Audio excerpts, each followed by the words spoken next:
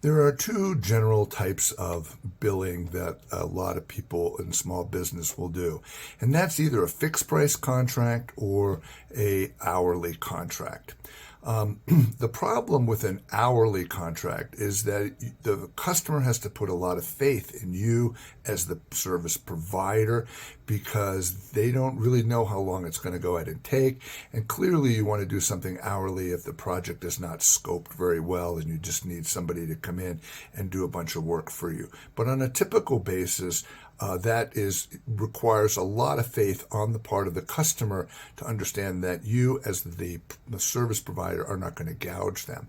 The problem with fixed price, on the other hand, is as a service provider is the fear that the customer will have what I call scope creep. In other words, during the course of the project, they say, can you do this as well?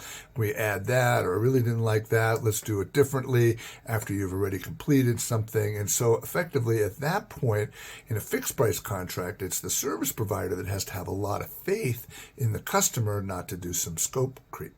Now, one of the other problems with hourly is many people are afraid to ask to get paid, or the value that they're asking to be paid seems kind of high, and it makes them somewhat reluctant to ask to get paid. And to that extreme, what I generally tell people is to package hours into a package, something like I have a program here that I do. It's 10 hours of contact with you, and I sell that for $600.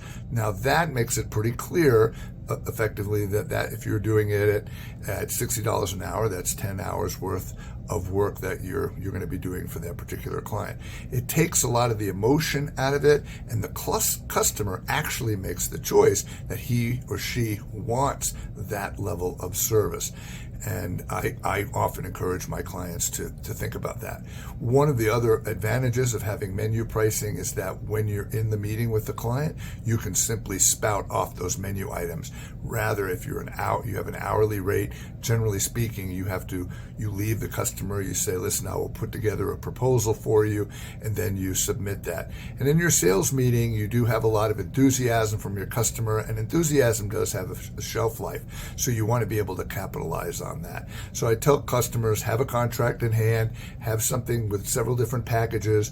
When you have a customer meeting and you start talking about what you can deliver, perhaps you give them, hey, I have a 10 contact hour program. It costs $600.